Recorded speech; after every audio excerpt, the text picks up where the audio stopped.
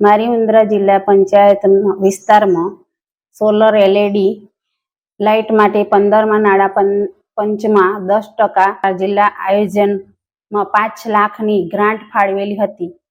આ 5 લાખની ગ્રાન્ટમાં મારા વિસ્તારમાં 16 લાઇટ લગાવવામાં આવી છે, જેનું ભાવપત્રક મંગાવતા બજારમાં તેની કિંમત અંદાજિત 10,000 રૂપિયા છે. આમ તેમના દ્વારા લગાવવામાં આવેલા એક લાઇટની કિંમત 31,000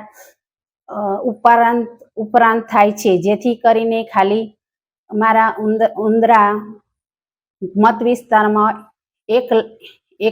એકલો જ 3 લાખથી વધારે ભ્રષ્ટાચાર કરેલો છે.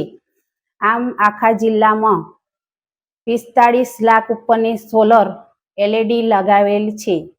તેમાં મારી જાણ મુજબ 28 લાખથી વધારે ભ્રષ્ટાચાર આચરવામાં આવેલ છે, જેની તપાસ હું માંગ કરું છું.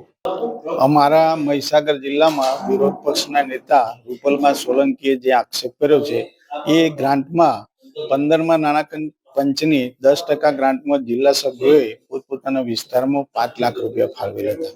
એ અનુસંધાનમાં અમારી સરકારની જે નીતિ નિયમો છે એ અનુસંધાનમાં જેમ ટેન્ડર ઉપરથી આ ટેન્ડર કરવામાં આવ્યું છે અને જે એલઈડી લગાવી છે એ ટેન્ડરથી લગાવી છે અને આ બાબતે એની હું ન્યાયિક તપાસ કરાવીશ એની ખાતરી આપું છું. આ એલઈડી એક જુદી જુદી પ્રકારની એલઈડી આવે છે. એમાં આ જે એલઈડી છે સોલરથી ચાલતી એલઈડી છે.